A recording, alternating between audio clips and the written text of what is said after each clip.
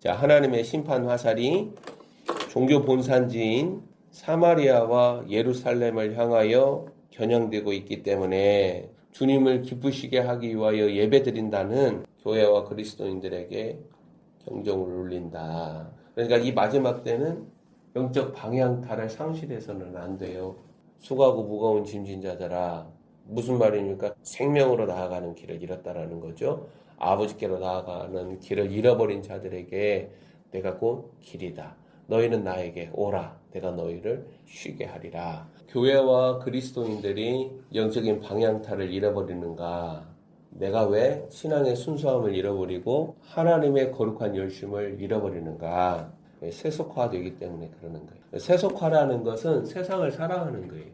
이 세상 사랑을 구약에서 이스라엘 백성들은 뭘로 보여주냐면 우상 숭배로 보여주는 거예요.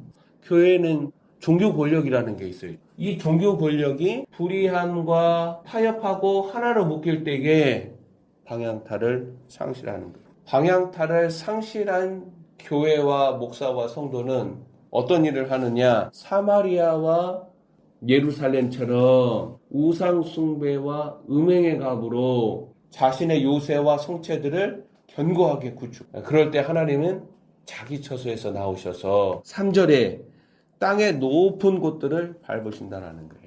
영적 방향타를 잃어버리면은 뭐가 들리지 않느냐? 하나님의 음성이 안 들려요. 하나님의 음성이 미치는 공간이 뭐예요? 이게 영적 가천권이라는 거예요.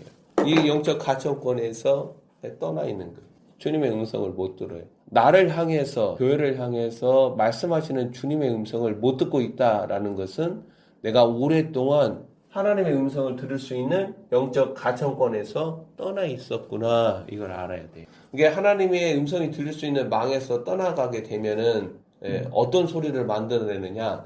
자기 욕망이 투영된 소리를 만들어내요. 하나님은 이렇게 영적 방향타를 상실을 하고 그 다음에 하나님의 그 음성을 들을 수 있는 가천권 내에서 떠나 있는 그 교회와 성도들을 버려두지 아니하시고 하나님이 개입을 하시는데 그 개입하시는 모습을 미가는 보고 어떻게 증거하느냐? 종교 본산지인 사마리아와 예루살렘을 향해 하나님이 자기 처소에서 일어나신다라고 증거하는 거예요.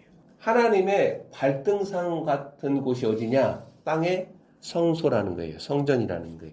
자기 처소를 허물고 밟기 위해서 나오신다라는 이 하나님을 오늘날 교회가 인정하지 못하고 있는 거예요. 하나님께서 자기 처소에서 일어나셔서 자기 처소를 심판하시는 그 하나님의 일에 전령으로 부름받는 사람이 누굽니까? 예언자라는 거예요.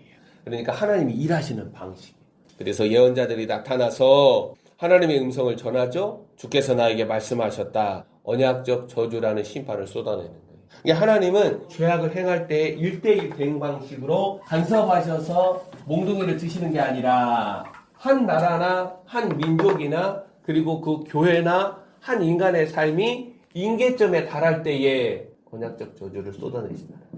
그래서 미가서는 임계점에 달할 정도로 불의와 악에 몰두한 종교도시와 같은 교회를 고발하는데 예언자 미가에 의하면 여호와 하나님은 자기 처소 하늘 성소에서 나오셔서 언약적 저주를 발하십니다. 불의와 악으로 쌓아올린 모든 높은 곳들을 친히 밟으시기 위하여서 나오신다라는 거죠.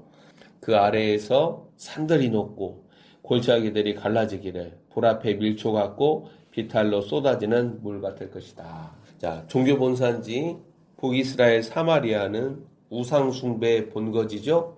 6절 7절을 보면 그리고 남유다 종교 본산지 예루살렘은 이방 종교의 본거지로 나타납니다. 산당으로 나타나잖아요. 이 두 곳은 모두 여호와 하나님의 이름으로 자기 몰입적인 예배와 신앙을 표방하지만 언약의 주이신 하나님의 계명과 지시와는 무관하다는 거예요.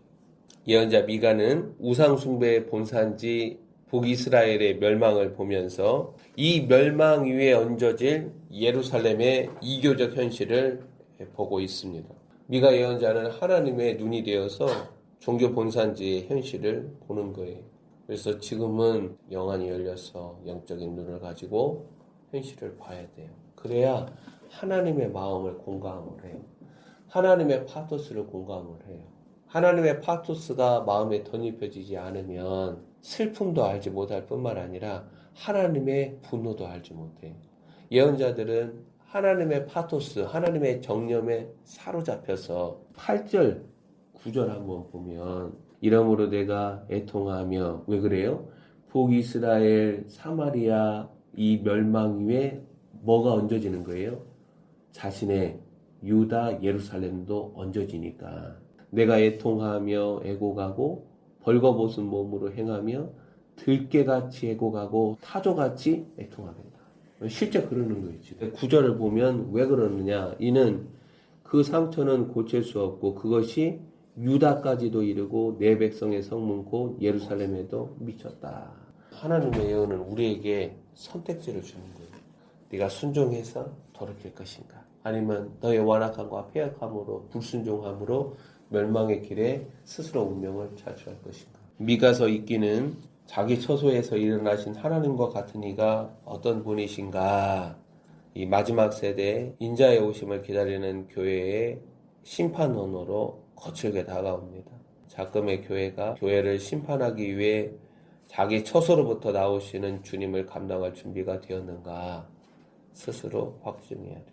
하나님 앞에 준비되지 못한 교회는 종교 본산지 사마리아와 예루살렘의 전철을 밟는다라는 것이죠. 자기 처소에서 나오신 하나님 앞에 준비되어 있어야 돼요. 예배와 신앙의 중심지일수록 정말 하나님과 나와의 실질적 관계가 어떤 것인가를 정말 냉정하게 읽어가야 한다라는 거예요. 마지막 짐승이 다스리는 때에 교회는 뭘 회복해야 합니까? 순결과 거룩을 회복해야 돼요. 교회는 의의 길에서 벗어나면 안 돼요. 이 땅의 하나님의 길은 공의와 정의라는 의와 긍휼의 길이라는 거예요. 그 의의 길을 걷다가 교회는 참새와 제비처럼 작아질 수 있고 핍박을 당하고 어려움을 당할 수 있죠. 그래도 의의 길을 버려서는 안 돼요. 교회가 신령한 음료요 신령한 빵이신 그리스도를 먹고 마시는 그리스도를 경험해야 합니다. 그리고 우리가 에레미야서 26장 18절 19절 이 미가 예언을 듣고 히스기야 왕과 유다의 민족들이 어떻게 했어요? 하나님께로 돌아온 것처럼 지금 교회는